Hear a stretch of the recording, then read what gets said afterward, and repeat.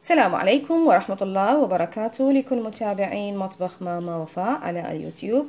حبايب الماما، حبيباتي، صديقاتي، سألوني هواية، قالوا لي الطباخ مالتك نظيف، بيش تنظفين الطباخ؟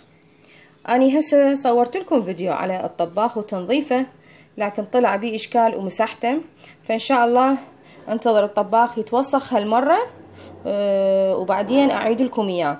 لكن أني شفت القلاية مال الأكل وسخة، هل دا تشوفون هذا الدهن؟ تركتها أني صار لي فترة لأن ملتهية بالبرنامج والتصوير وعايفتها. خليني اليوم وياكم أنظفه مع داستي. داستي هذا خاص ينظف الدهون اللي بالأفران وعلى الطباخات، والدهون الخفيفة اللي على الجدورة والطاوات.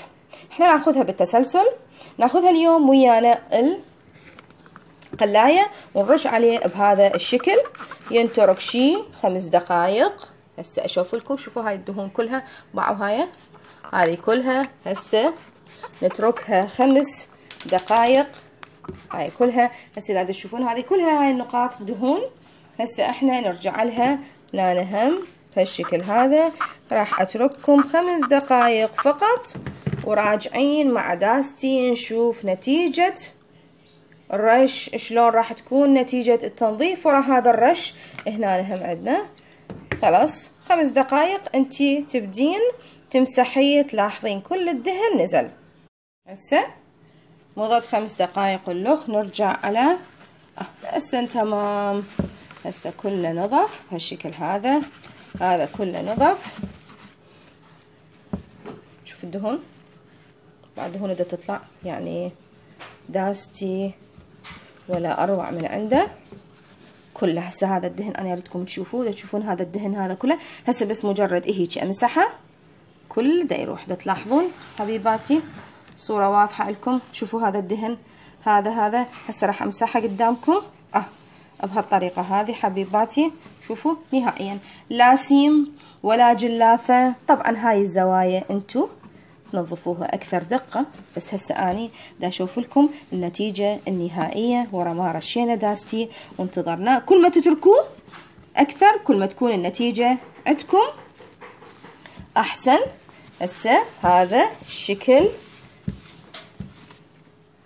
هسه هذا الشكل اياته دا تشوفون اللمعة، تشوفون شكله شلون صار قبل شلون كان وهسه شلون صار. هنا تركناه، خلي اشوف لكم هنا، خلينا نرجع له، بس هي المشكلة هنا ظلمة، بس يلا خلينا نحاول. بهالشكل هذا اعتقد الصورة واضحة. هسه هنا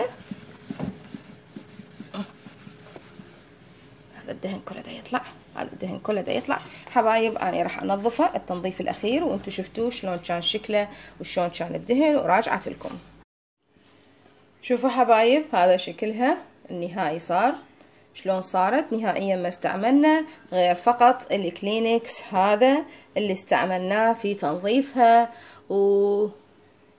وجليها من الدهن عن طريق داستي العجيب. واكو نوعية ثانية داستي اللي يكون علبته سودا، ان شاء الله هذا نستخدمه بالطباخ في الحلقة القادمة، لان هذاك خاص للدهون الثقيلة، واحنا ما شاء الله طباخاتنا كلها مليانة دهن من الطبخ وتكديس طبقات من الدهون عليها.